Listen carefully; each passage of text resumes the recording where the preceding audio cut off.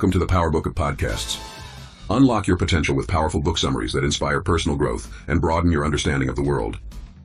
Each week, we explore life-changing ideas, from leadership to mindset strategies to keys for happiness and success. Learn actionable insights to apply in your daily life.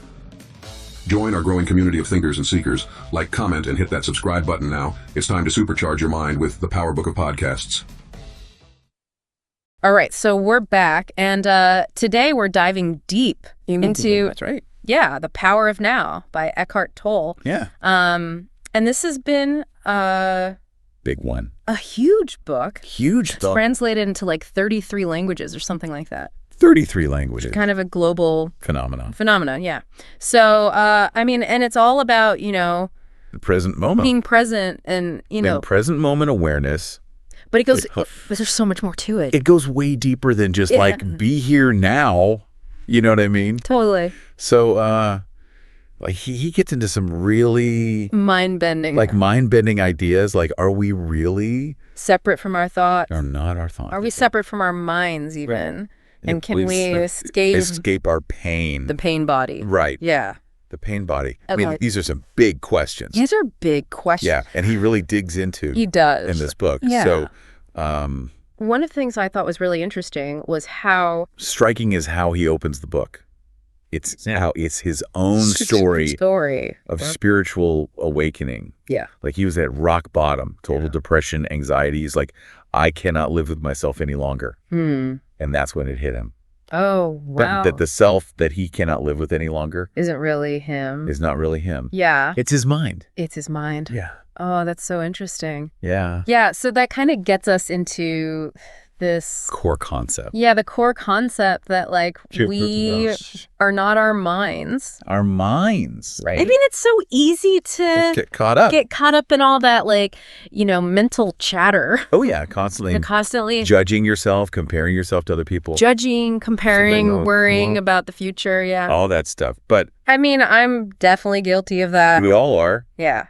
But there's a way He says there's a way to step back from it. to step back, Yeah. observe it, Yeah. and not get swept away by it. Yeah. Yeah. So he calls this mental chatter the thinker. the thinker. Yeah, it's like Almost like this entity living inside of you, another entity. another being. Yeah. And we identify with it right. unconsciously. Like we think that's That's who we are. who we are. But we're not. Yeah. That's the thing. That's wild. Yeah. So So he gives this technique what's this technique? to create space between you and your mind. Have you ever tried it? I have, yeah. Just kind of sitting there Having. and observing the thoughts. Watching your thoughts without engaging. Yeah. Like just watching them go by. Yeah, it's definitely a practice. You do. I mean, it's so easy to get it's so easy. like hooked back in. Totally. Yeah, but when it works, there's There's a sense of like a sense of peace. Yeah. Like I'm not at the mercy of every thought that pops up. Every single thought is like, it reminds me of that analogy. What analogy? The beggar sitting on a box of gold. Oh, yeah. And he's so Doesn't even know. focused on his immediate needs that he doesn't even see the treasure he's sitting on. Right. And it's like that with us. Our true wealth Is right there. is right there within us. Inner peace. Inner peace, joy. Yeah. That's all obscured by The mind. the mind, Yeah. the mental chatter, So then that leads us to the pain body. right. He Yeah. talks about the pain body. Yeah. And he describes it as This accumulation an accumulation of negative energy. from our past suffering. All that stuff. Oh, wow. Almost like an entity Like another entity. that can take over. Oh, that's intense. That's where things get Yeah. interesting. This is where it gets really interesting for me because like he's saying that the pain body can Oh, yeah. It gets reactivated. we're reactivated Like and then we're reliving old pain, even if it doesn't even make sense in the present moment. It doesn't make sense. Wow. But it's there. It's a lie. It's a lie. It's a lie. It's feeding on pain. Wow. Yeah. Well, he's That by becoming conscious of it, we can start to dissolve it, dissolve it. accepting it, but not identifying with it. Okay. How do we even become aware of it? I feel like sometimes That's the thing. It's so subtle. it's so subtle. You Yeah. don't even know. I feel like sometimes I'm just like reacting. I don't even Reacting know why. Later, I'm like, what was I doing? He says, pay attention to the physical sensations in your body when you're feeling those strong negative emotions. Wow. Often? Often there are actual physical sensations. Oh, really? That accompany the pain body. Oh, wow. And its activation. So it's not just... It's not just emotional. Oh, wow. Notice them. Acknowledge them. Yeah. But don't let them take over. You know, it's like Don't shining a light on a monster and then suddenly it loses its power. It loses its power. It can't survive. So that brings us to another... like mind-blowing... crazy concept. The illusion of time. Yeah. I mean, time is like such a... fundamental part of how we experience the world. Experience, yeah. But he's suggesting... It's a trap. Really? When it comes to our happiness. So he distinguishes between... Clock time, which is like, you know, practical. Yeah, it's a tool. The tool. Right? But psychological time. That's the mind's obsession with the past and the future. Right. And it's this endless cycle of... regret and worry. Yeah, exactly. Which I do a lot of. We all do. Yeah. And that keeps us from the present moment, which is the only place where life is really happening. Right. So how do we even break free of that? I mean, is that even possible to like completely... It's a practice. Escape it. It's not a one-time fix. Right. It's about bringing awareness into everything you do. Okay. Like even simple things like walking or washing dishes. Yeah. Engage all your senses. Okay. Be present. Be present. Yeah. So it's like shifting from doing things just to get them done. Yeah. To actually really being present with it. With it. Yeah. And this... and then he goes into how this affects our relationships. Yeah. Where things get messy. Yeah. This is where it gets really... yeah. All that unhealed pain. Yeah. Our baggage comes into play in our relationships. Yeah. Yeah. I thought his concept of addictive relationships was so powerful. I mean, it's basically like we're trying to complete ourselves through the other person. I'm not their person. Instead of finding that wholeness within It's like that beggar on the box of gold again. Exactly. Yeah, like seeking outside what's already within us. We have it. Yeah, but we're looking for it. But we don't realize it's out there. Yeah. Somewhere else. It's a trap the ego sets. Oh, that's freaky. It is. Yeah, so... but he says true love. True connection. Can only come... when we bring... present moment awareness into... our relationships. Yeah. So, like, let go of resentment. Expectations. All of that. Be here now. Just be here now. With the other person. Yeah. It makes sense, but it also sounds hard. Really hard. Challenging. Yeah, challenging. It is. I mean, how do we just like shut off all of... well, it's not about shutting it off. About the baggage. It's about becoming aware of it. Okay. Notice it. Yeah. When your pain body is getting triggered. When you're projecting your past onto the situation. Right. And then you have a choice. Oh, okay. You can react unconsciously. Okay. Or you can pause. Right. Breathe. Right. And choose a different response. Yeah. So it's not about like never... it's not about never experiencing those negative emotions. Right. But it's about changing how we relate to them. Okay. Right. Yeah. Yeah. So... he suggests that true peace. He says true peace isn't the absence of negativity. Yeah. But it's this... it's like beyond that. Equanimity. Oh. It exists beyond... beyond the good and the bad. Happiness and unhappiness. The happiness and unhappiness. Wow. That's... it's a radical idea. That's a pretty radical idea. Yeah. So it's not about chasing. It's not about chasing... pleasure. Or avoiding pain. Yes. It's about... finding a deeper stillness. That's always there. It's always there. Regardless of the circumstances. So he's saying that we can experience peace even in the midst of... chaos. Yeah. That's pretty powerful. It is. And then he talks about using negativity as a spiritual practice. Yeah, using negativity as a spiritual practice. That's another kind of paradoxical. It is. Instead of resisting it, he's saying become aware of it. Let it be there. Yeah. Without judgment. Okay. And use it as an opportunity for growth. Growth, exactly. So it's like taking something... it's like alchemy. Yeah, like alchemy, like taking something dark and heavy... and transforming it into something valuable. Yeah. I mean, this is all so... there's so much here. Rich and thought-provoking. So I'm just curious for you personally, what's been the most impactful concept from The Power of Now? For me, yeah, it's that idea that true power comes from surrendering to the present moment. Wow. It sounds counterintuitive. Yeah. But letting go of the struggle. People struggle. Yeah. Yeah. The resistance to what is. Yeah. Then there's this sense of liberation. Liberation and peace. Yeah.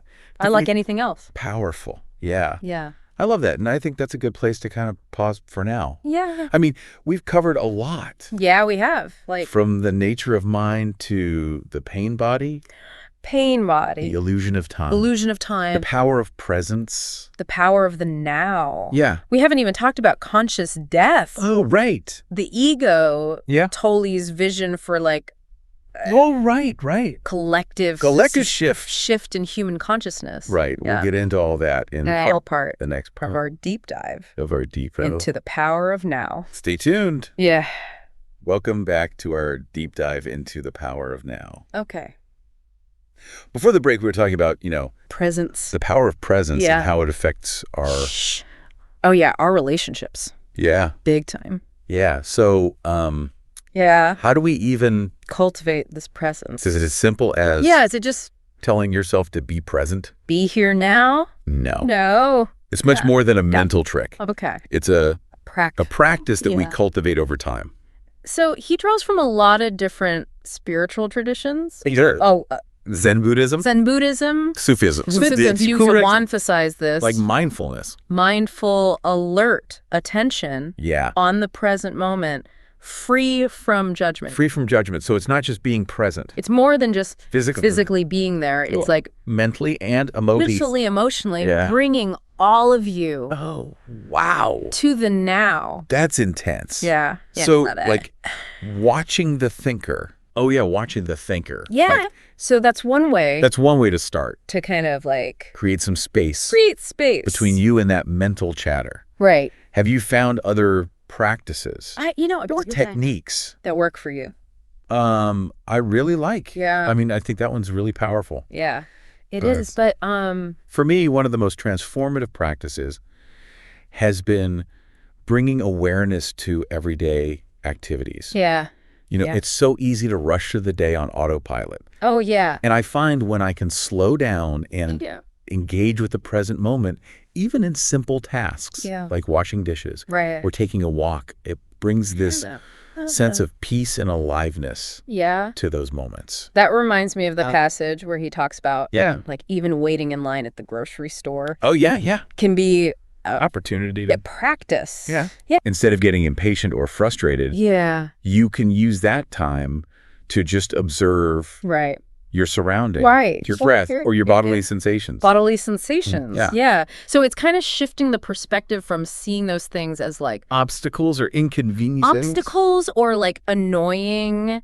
Right. To opportunities for practice. Okay. Yeah. I like that. Yeah.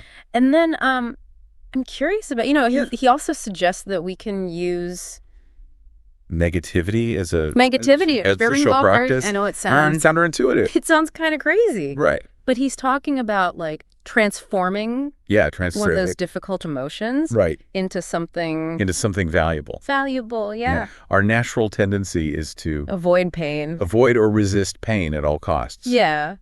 But he's suggesting that when we can be with it, become aware of it. Yeah. Without judgment. Yeah. And just allow it to be there. It loses its grip on us. Oh, okay. Yeah. So it's creating space for it. Creating space for it to move through us. Rather than getting stuck. Yeah, getting stuck. Right. Okay. And he also emphasizes forgiveness. Both of ourselves and others. Yeah. He says holding on to resentment. And anger is just more suffering. More suffering for ourselves. Yeah, for ourselves. It's like carrying around a heavy weight. A heavy weight, that prevents us from moving forward. Yeah. Yeah. So, forgiveness is setting down that burden. Setting it down. Yeah, and allowing yourself to move on freely. Yeah. Yeah, I like that. Yeah. And then he goes into this concept of conscious death. And I don't know about you, but that section kind of a little intimidating. Made me a little apprehensive at first. Yeah. But the way he's presenting it. Yeah, it's not about being morbidly fascinated with death. Yeah, morbidly fascinated with death. Right. But it's an invitation to To live more fully live more fully now. Yeah. And to recognize the impermanence of all things. Of all things. Including our physical form. Physical form. Yeah. So by contemplating our mortality, we can free ourselves from the fear of death. Death. Right. Yeah. And embrace life more fully. Embrace life. Yeah. Yeah. It makes me think of that saying, live each day as if it were your last. Right. Right. Yeah. But he takes it a step further. He takes it further by saying that conscious death can actually be a portal to a deeper dimension of reality. Oh, wow. A gateway to the unmanifested. Unmanifested. Yeah. Wow.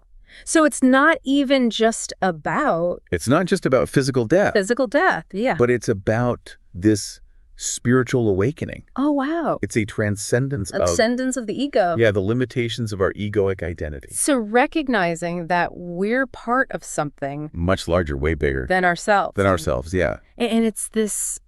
like this timeless, boundless reality that extends beyond our little lives. Our individual lives, yeah. Yeah. And it's that recognition that can bring a profound sense of peace and purpose. Even amidst the chaos. Yeah, amidst the chaos. Yeah. So he also talks about this. He also talks about the possibility of our collective shift. Collective shift in human consciousness. We're on the verge of a new era. He seems to think a movement towards a more enlightened way of that we're moving towards that. Being, yeah. Yeah, so he says as more and more individuals awaken to their true nature. Yeah. That this shift in consciousness will ripple outwards. And create a better world. Yeah, creating a more peaceful and harmonious world. That's a beautiful vision. It is. Yeah, a world where we're all in harmony with ourselves, with each other. Yeah. With the planet. Yeah, and he believes that. He does. He believes that. We all have a role to play in that. We all have a role to play in the shift. Just by cultivating presence. Presence and awareness in our own lives. Not just for our benefit, but for everyone. Not just for ourselves. Yeah. But for the well-being of the whole. The well-being of the whole. Yeah. Wow, this has been such a rich conversation. It has. So many different levels. It has. So many things that he's talking about. We've covered a lot of ground, from the nature of the mind to the power of presence. The illusion of time. The potential for a collective... selective shift. Yeah. In consciousness. Yeah, but there's always more. More to explore. Yeah. We've only just scratched the surface. Of the wisdom. Contained in. Yeah, contained in the power of now. Yeah. So I guess in the final part of our deep dive... we'll go even deeper into these concepts. Deeper into it and explore what they mean for each of us. Yeah, on our own individual journeys. Stay tuned. All right, so welcome back to our deep dive into the power of now. Yeah. We've been talking about some really, profound ideas, Big ideas. From the nature of the mind to the pain body. The illusion of time. Right? That one's a big one. The power of presence. Yeah. But, how do we even begin to, integrate these into our daily lives? Yeah, how do we actually... I mean, it's one thing to live this stuff. Yeah, to read about it, but it's how do we actually access that deeper dimension of being that he's talking about? Right. So, I mean, he does address that in the book. He does. He gives us tools and techniques. Yes. Practical ways to apply this to our lives. Remember watching The Thinker. Oh, yeah. That's one way to kind of create that space between you and your mind. That mental chatter. Yeah. It's a good one. Yeah. So what are some other practices or techniques from the book that you found to be helpful in your own life? Bringing mindful awareness to my everyday activities. Oh, okay. Yeah. Yeah, it's so easy to just rush through the day. Everything. Yeah. Yeah. But when I can slow down. Yeah. And engage with the present moment, even in simple things. Simple tasks, Yeah. washing the dishes. Doing the dishes. Yeah. Or going for a walk. Taking a walk. Yeah. It brings a sense of peace and aliveness. He talks about to those moments. Yeah, even waiting in line at the grocery store can be an opportunity for a chance to practice. Practice, yeah. Instead of getting frustrated and impatient. Yeah, just observe. Observe. Your breath, your body, the sounds around you. Yeah. So it's like what's happening around you. Shifting that perspective of seeing it as like an inconvenience. Yeah. Instead of being annoyed by it. It's an opportunity. Use it as an opportunity. Yeah. To practice. I like that. Yeah. So I'm also really curious about, he suggests we can use negativity as a spiritual practice. As a spiritual practice, yeah. And this one. And that seems so counterintuitive. Yeah, like counterintuitive. But he says it's about transforming. Those difficult emotions. Taking those difficult emotions. And turning them into something valuable. Into something that can help us. Yeah, exactly. Wow. Yeah, so instead of resisting pain, which is what we usually do. Our natural inclination. Yeah, we want to avoid it at all costs. Yeah. But he says. When we can just be with it. Become aware of it without judgment. Yeah. And just allow it to be. Allow it to be there. It loses its power over us. Oh, so we're creating space for it. Creating space for it to move through. To move through us. Rather than getting stuck in it. Yeah. Yeah. And he also talks about forgiveness of ourselves and others. Yeah. He says holding on to resentment. Holding on and anger. Creates more suffering. Creates more suffering. Ourselves. Yeah, it's like that heavy weight we were talking about. It is. It's a burden. Yeah. Yeah. So forgiveness is like setting down that burden. Patting it down. And allowing yourself to move forward. Forward freely. Yeah. Yeah. Yeah. I like that. And he also goes into... It talks about conscious death. Conscious death. Which, again, when I first read that section, I was kind of like...